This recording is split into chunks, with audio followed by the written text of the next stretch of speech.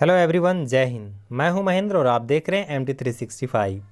आज के इस वीडियो में हम लोग सेमेस्टर 2 के AECC EVS के प्रीवियस क्वेश्चंस को देखेंगे। यहां पर मैं आप लोगों को बता दूं कि EVS का पेपर चूँकि ज़्यादातर स्ट्रीम वालों का ये होता है, इसलिए ये कई चरणों में ये पेपर आयोजित किया जाता है। इसलिए यहाँ पर A, B, C सीरीज़ करके क्वेश्चंस आते हैं।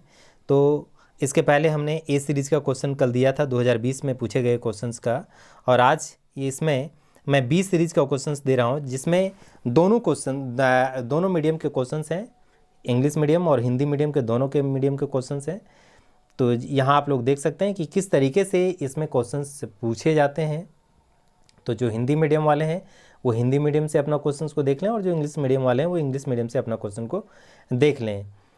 यहाँ पर एक एक करके हम लोग सारे क्वेश्चंस को देखेंगे, और मैं उन सारे क्वेश्चंस को का जो आंसर है वो भी आप लोगों को बताऊंगा। तो इस पूरी वीडियो को आप लोग देखें, और अभी तक अगर आप लोगों ने मेरे इस चैनल को सब्सक्राइब नहीं किया है तो इसे ज़रूर सब्सक्राइब कर लें, ताकि आप लोगों को इम्पॉर्टेंट वीडियोज़ आसानी से मिलता रहे। तो आइए हम लोग एक एक करके सारे क्वेश्चंस को देखते हैं।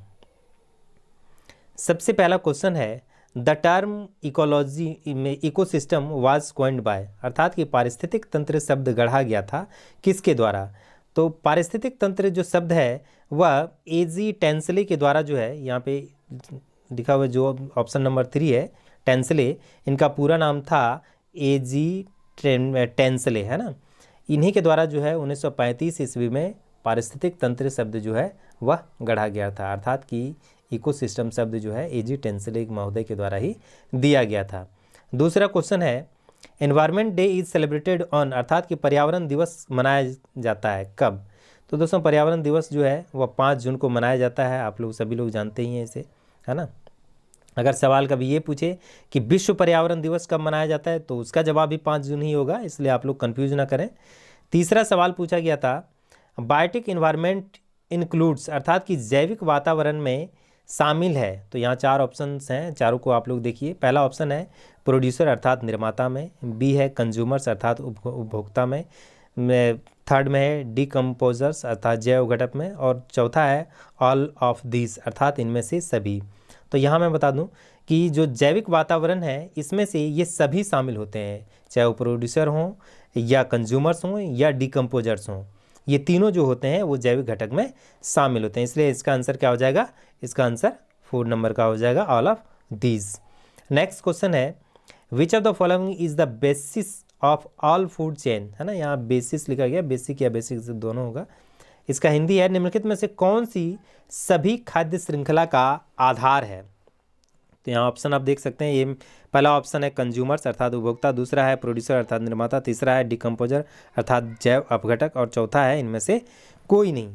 तो यहाँ पे देखें कि जो खाद्य श्रृंखला का जो आधार होता है, जो बेस होता है, वह निर्माता होता है अर्थात प्रोड्यूसर्स होते हैं, इसलिए इसका आंसर दूसरा हो जाएगा। नेक्स्ट क्वेश्चन है, the pollutant responsible for ozone holes is, अर्थात कि ओजोन छिद्रों के लिए जिम्मेदार प्रदूषक कौन सा है। तो ओजोन छिद्रों के लिए जो सबसे जिम्मेदार प्रदूषक है वह है क्लोरोफ्लोरोकार्बन, या क्लोरोफ्लोरो जो कार्बन है ये हमारे घर के रेफ्रिजरेटर या एसी के द्वारा ज़्यादातर निकलता है ना। तो इसी से जो है ओजोन परत जो है काफ़ी छिद्र हो गया है ना। ये देखें। नेक्स्ट क्वेश्चन है, which of the following is conventional sources of energy, अर्थात कि निम्नलिखित में से कौन ऊर्जा का एक पारंपरिक स्रोत है। तो ऊर्जा का जो पारंपरिक स्रोत है वह कोयला है ना, तो इसे ध्यान रखें आप लोग। नेक्स्ट क्वेश्चन है कि which one of the following pairs of gases are the major causes of green house effect, अर्थात कि निम्नलिखित में से कौन या कौन सी गैसों के जोड़े ग्रीन हाउस प्रभाव के प्रमुख कारण हैं। तो ग्रीन हाउस प्रभाव के जो प्रमुख कारक निभाते हैं वो CO2 और NO2 निभाते हैं, अर्थात कि कार्बन डाइऑक्साइड और नाइट्रोजन ऑक्साइड, ये दोनों के द्वारा जो है green house effect, green house की गैसों में वृद्धि होती है, अर्थात कि ग्रीन हाउस इफेक्ट होता है ना। नेक्स्ट क्वेश्चन है कि शुगर इज फॉर्म ऑफ, अर्थात कि चीनी का रूप है, मतलब चीनी किसका रूप है। तो चीनी जो है वह कार्बोहाइड्रेट का एक जो है बेहतर रूप माना जाता है, इसलिए इसका आंसर क्या हो जाएगा, कार्बोहाइड्रेट। नेक्स्ट क्वेश्चन है which of the following vitamin is also known as a ascorbic acid, अर्थात कि निम्नलिखित में से किस विटामिन को अस्कॉर्बिक एसिड के रूप में जाना जाता है। तो विटामिन सी को जो है वह एस्कॉर्बिक एसिड के रूप में जाना जाता है ना, इसे यहाँ पे आप लोग ध्यान रखें। इसके अलावा जितने भी विटामिन्स हैं इन सभी का जो रासायनिक नाम है, उन सारे विटामिन्स का रासायनिक नाम मैंने डिस्क्रिप्शन बॉक्स में दिया हुआ है, वहाँ से आप लोग इसका आसानी से देख सकते हैं। नेक्स्ट क्वेश्चन है the incubation period of covid is, अर्थात कि कोविड-19 की उष्मायन अवधि क्या है। तो कोविड-19 की जो उष्मायन अवधि है वह 14 दिनों की होती है ना, तो इसे आप लोग यहाँ पर ध्यान रखें। नेक्स्ट क्वेश्चन है which of the following is used by our muscles to grow stronger, अर्थात कि हमारी मांसपेशियों को मजबूत बनाने के लिए निम्नलिखित में से किसका उपयोग किया जाता है। तो मांसपेशियों को मजबूत बनाने के लिए जो है वह प्रोटीन्स का उपयोग किया जाता है। इसीलिए आप लोग ध्यान देखते होंगे कि जिम खाने वगैरह में जो है ज़्यादातर प्रोटीनिक्स दिया जाता है खाने के लिए, ताकि उसका मसल्स मजबूत हो। नेक्स्ट क्वेश्चन है which of the following plays an important role in the causes of rainfalls, अर्थात कि निम्नलिखित में से कौन वर्षा के कारण में महत्वपूर्ण भूमिका निभाता है। तो वर्षा के यहाँ पे चारों ऑप्शंस आप लोग देखें। पहला ऑप्शन दिया हुआ है इवेपोरेशन अर्थात वाष्पीकरण, दूसरा है कंडेंसेशन अर्थात संघनन, तीसरा है बोथ अर्थात कि इवेपोरेशन एंड कंडेंसेशन, और चौथा है फिल्ट्रेशन। तो यहाँ पे जो वर्षा के लिए जो जिम्मेदार कारक होता है वह ये दोनों ही होता है ना, इवेपोरेशन और कंडेंसेशन, अर्थात कि वाष्पीकरण और संघनन, ये दोनों कारक जो हैं इसके कारण जो है वर्षा होती है। नेक्स्ट क्वेश्चन है the areas of India is, अर्थात कि भारत का क्षेत्रफल है कितना। तो दोस्तों भारत का जो क्षेत्रफल है वो 32,84,268 किलोमीटर वर्ग किलोमीटर है। तो यहाँ पर ऑप्शन देखें, ऑप्शन में जो ऑप्शन दिया हुआ है यहाँ ऑप्शन थोड़ा सा अब गलत प्रिंट हुआ है या गलत ऑप्शन दिया गया, आप लोग इसे देखें। यहाँ पे पहला ऑप्शन है 3.28 मिलियन स्क्वायर किलोमीटर, इसका मतलब भी हुआ 32 लाख माने जो है 8,000, तो इस ये हो गया। दूसरा यहाँ पे देखें, लेकिन इसका हिंदी में लिखा हुआ है 3.28 लाख वर्ग किलोमीटर, यहाँ पे लाख लिख दिया है जबकि यहाँ पे मिलियन है। 1 मिलियन का बराबर होता है 10 लाख, है ना। तो जाहिर सी बात है कि 3.28 लाख में मिलियन है का मतलब ही हुआ 32 लाख, मतलब 30 लाख 2.8 वर्ग किलोमीटर। तो यहाँ लेकिन 3.28 लाख वर्ग किलोमीटर है, ये थोड़ा सा गड़बड़ है।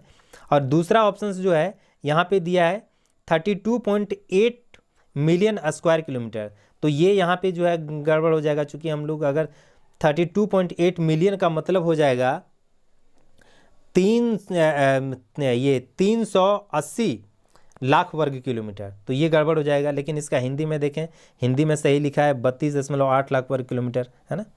तो इस तरीके से, लेकिन चूँकि यहाँ पे आप लोग ये चीज़ ध्यान रखें कि जब भी जो ऑप्शंस दिए जाते हैं उसमें से इंग्लिश मीडियम के ऑप्शन को ही कंसीडर किया जाता है। तो यहाँ पे जो पहला ऑप्शन है 3.28 मिलियन स्क्वायर किलोमीटर्स, यही इसका आंसर होगा। यहाँ पे इतना ज़्यादा मैं इसलिए आप लोगों को ये क्वेश्चंस बता रहा हूँ क्योंकि कई बार होता क्या है कि क्वेश्चंस हूबहू रिपीट कर दिए जाते हैं ऑप्शन सहित। तो अगर वहाँ पे ऐसा ऑप्शंस आप लोगों को आ जाए तो आप लोग पहला ऑप्शन ही टिक करेंगे। नेक्स्ट क्वेश्चन है which state of India is known as a tiger state, अर्थात भारत के किस राज्य को टाइगर स्टेट के रूप में के नाम से जाना जाता है। तो भारत का जो मध्य प्रदेश है उसे टाइगर स्टेट के नाम से जाना जाता है। नेक्स्ट क्वेश्चन है carrier of dengue disease is, अर्थात डेंगू रोग का वाहक है। तो डेंगू रोग का जो वाहक होता है वो एडिस मॉस्किटो, अर्थात कि एडिस मच्छर नामक मच्छर जो होता है वही डेंगू रोग का वाहक होता है। तो इसलिए इसका आंसर पहला हो जाएगा। नेक्स्ट क्वेश्चन है सेरीकल्चर इज, अर्थात कि सेरीकल्चर के द्वारा जो है क्या होता है, सेरीकल्चर में क्या किया जाता है। तो सेरीकल्चर जो है वह रेशम बनाने का विज्ञान है ना, किसका है, साइंस ऑफ सिल्क फार्मिंग, अर्थात कि रेशम उत्पादन का अध्ययन जो है वह सेरीकल्चर कहलाता है।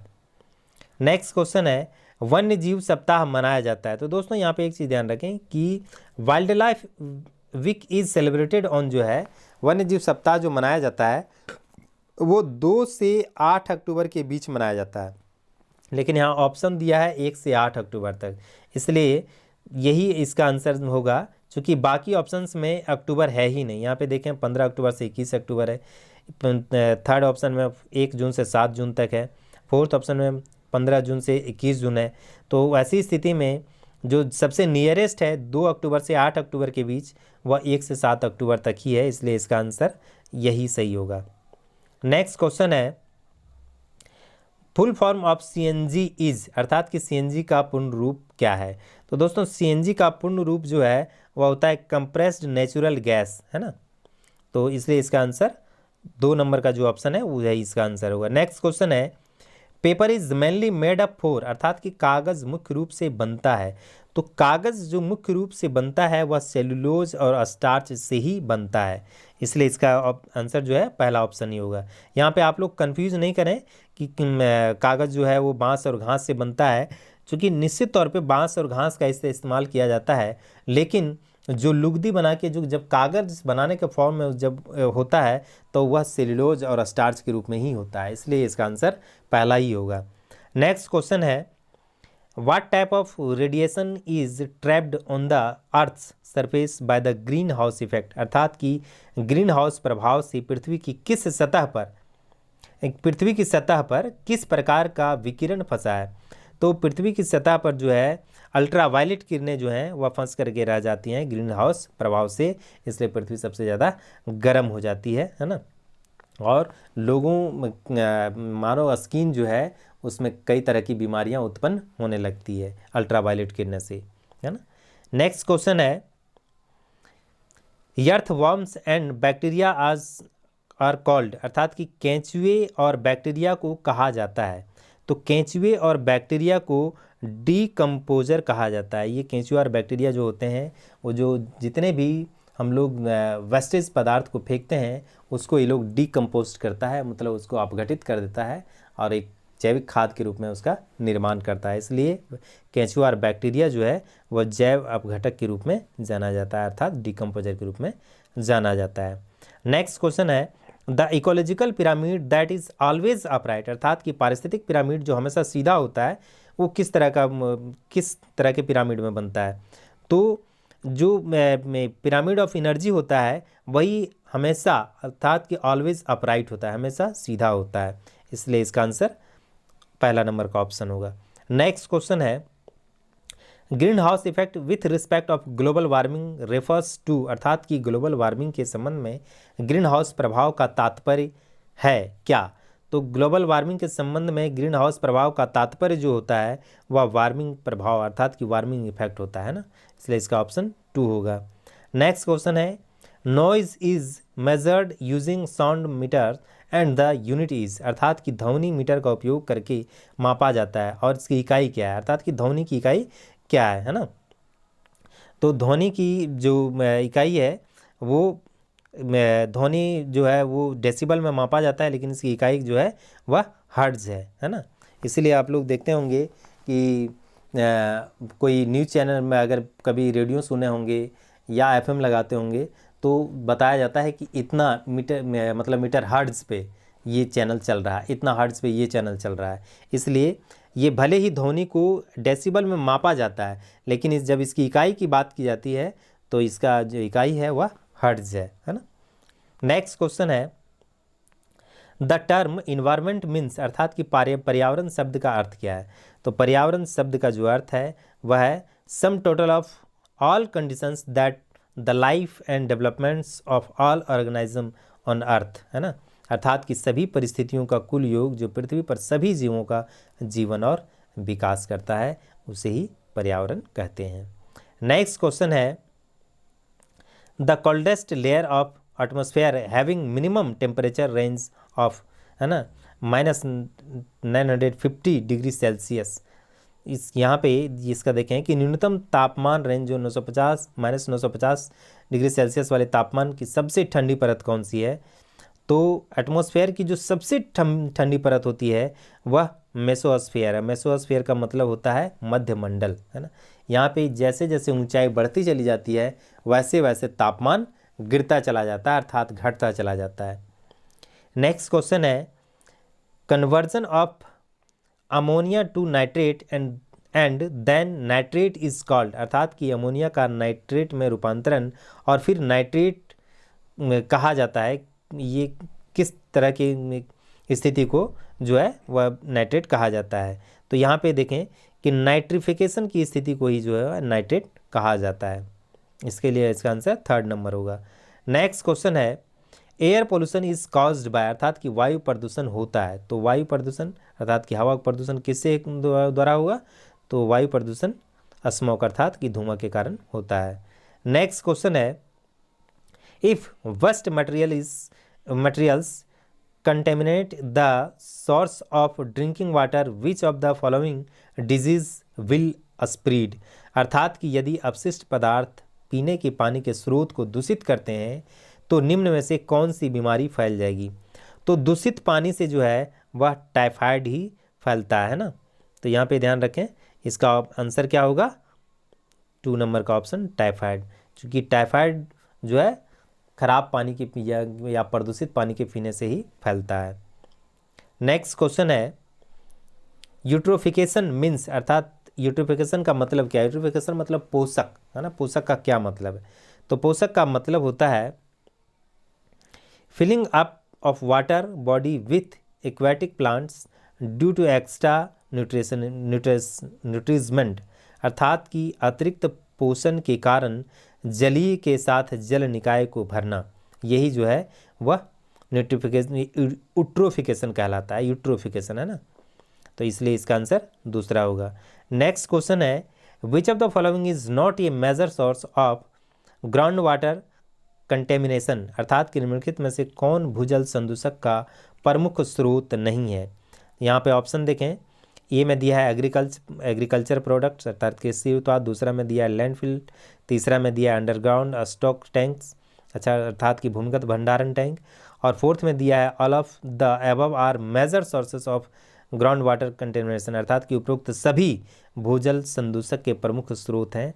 तो यहाँ पे मैं बस आप लोगों को बता दूं कि इसमें से जितने भी ऑप्शंस दिए गए हैं उसमें से सभी जो है वह भूमिगत जल के प्रदूषण के मुख्य स्रोत हैं, है ना। नेक्स्ट क्वेश्चन है the pollutant free energy resources are, अर्थात कि प्रदूषक मुक्त ऊर्जा का संसाधन है। तो यहाँ पर प्रदूषक मुक्त ऊर्जा का जो संसाधन है वह सौर ऊर्जा है, चूँकि सूर्य से जो है कोई भी हम लोगों का प्रदूषण नहीं मिलता है। नेक्स्ट क्वेश्चन है the atmosphere of big cities is polluted most by, अर्थात कि बड़े शहरों का वातावरण सबसे अधिक प्रदूषित होता है, माने किससे। तो बड़े शहरों का वातावरण सबसे अधिक प्रदूषित जो होता है वह ऑटोमोबाइल निकास के कारण ही होता है। नेक्स्ट क्वेश्चन है carbon monoxide is pollutant because, अर्थात कि कार्बन मोनोऑक्साइड एक प्रदूषक है क्योंकि पहला ऑप्शन है इट रिएक्ट विथ O2 अर्थात या O2 के साथ प्रतिक्रिया करता है, दूसरा है इट इनहिबिट इट ग्लिकोसाइसिस अर्थात यह इसके ग्लाइकोसाइसिस को रोकता है, तीसरा है मैक नर्वस सिस्टम इनएक्टिव अर्थात कि तंत्रिका तंत्र को निष्क्रिय करता है, और चौथा ऑप्शन है रिएक्ट विथ हीमोग्लोबिन अर्थात हीमोग्लोबिन के साथ प्रतिक्रिया। तो यहाँ मैं आप लोगों को ये बता दूँ कि कार्बन मोनोऑक्साइड जो प्रदूषक है वह हमारे शरीर के हीमोग्लोबिन के साथ प्रतिक्रिया करता है और उसको बाधित करता है, इसलिए इसका आंसर 4 हो जाएगा ना। नेक्स्ट क्वेश्चन है इफॉरेस्टेशन इज नेसेसरी फॉर, अर्थात वनीकरण आवश्यक है किसके लिए। यहाँ पे हिंदी ट्रांसलेशन इसका थोड़ा सा गड़बड़ लिखा है, इसलिए इस पर आप लोग ध्यान न दें। अंग्रेजी में देखें फॉरेस्टेशन इज नेसेसरी फॉर, अर्थात कि वनीकरण आवश्यक है किसके लिए।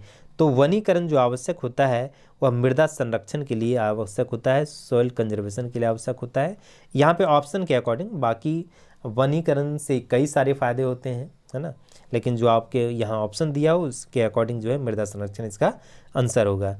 नेक्स्ट क्वेश्चन है the energy flow in an ecosystem is, अर्थात कि एक पारिस्थितिकी तंत्र में ऊर्जा प्रवाह है इन एनी डायरेक्शन अर्थात कि किसी भी दिशा में। दूसरा ऑप्शन है ऑलवेज यूनिडायरेक्शनल अर्थात कि हमेशा जो है एक ही दिशा में। तीसरा है ऑलवेज बाई डायरेक्शनल अर्थात कि हमेशा द्विदिशात्मक।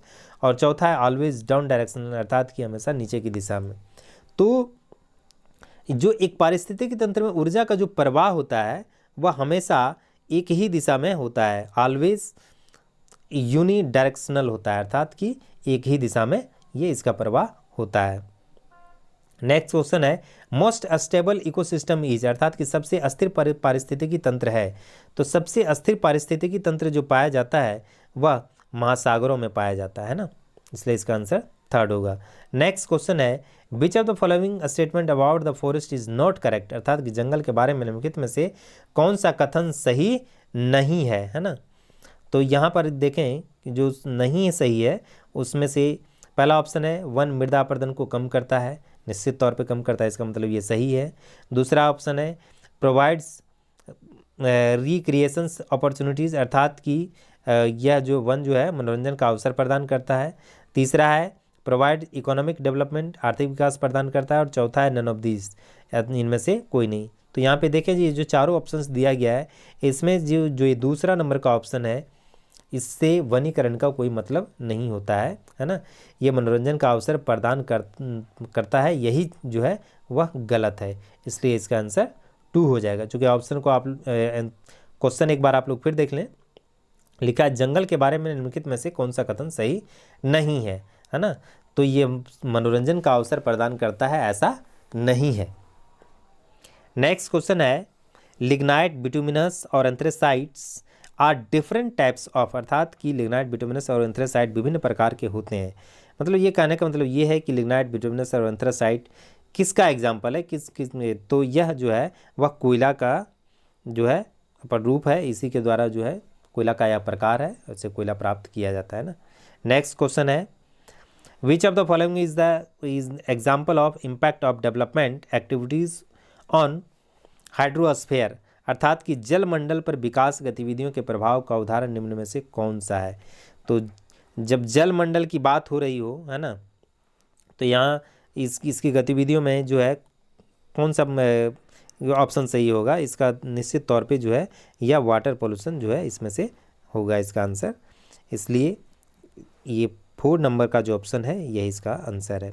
इस तरीके से टोटल 40 क्वेश्चंस जो है आप लोगों ने अभी तक देखा। यहाँ पे एक चीज़ आप लोग गौर करें कि जो मतलब सीरीज़ ए में जो क्वेश्चंस दिया गया था वो काफ़ी थोड़ा सा डिफ़िकल्ट क्वेश्चन था और एक तो इंग्लिश मीडियम में सारे क्वेश्चंस थे, जबकि सीरीज़ बी में जो है वह दोनों मीडियम में क्वेश्चन है। और कंपैरेटिवली ये इंग्लिश मीडियम की तुलना में हिंदी मीडियम का जो क्वेश्चन है वो काफ़ी ईजी क्वेश्चन आया है। इसलिए ये कह नहीं सकते हैं कि आपका जो जिस डेट को एग्ज़ाम आएगा उस समय आपको कठिन प्रश्न मिलेंगे या सरल प्रश्न मिलेंगे, ये आप तय नहीं कर सकते हैं। इसलिए जितने भी तरह के सवाल हैं उसे आप लोग सॉल्व करें ताकि आप लोगों को एग्जामिनेशन हॉल में कोई परेशानी नहीं होगी। और मैं आप लोगों को विश्वास दिलाता हूं कि जितने टाइप में सीरीज़ के क्वेश्चन हैं ये सारे सीरीज़ के अगर आप क्वेश्चंस कर लेते हैं तो निश्चित मानिए कि 40 में से 20-25 क्वेश्चंस आप लोगों का आसानी से सही हो जाएगा। इसलिए इन सारे क्वेश्चंस को आप लोग ज़रूर देखें, उससे आप लोगों को पैटर्न भी पता चलेगा क्वेश्चन पूछने का और बाकी चीज़ों में भी मदद मिलेगी। तो इसी के साथ मैं इस वीडियो को यहीं पे समाप्त करता हूँ। जय हिंद।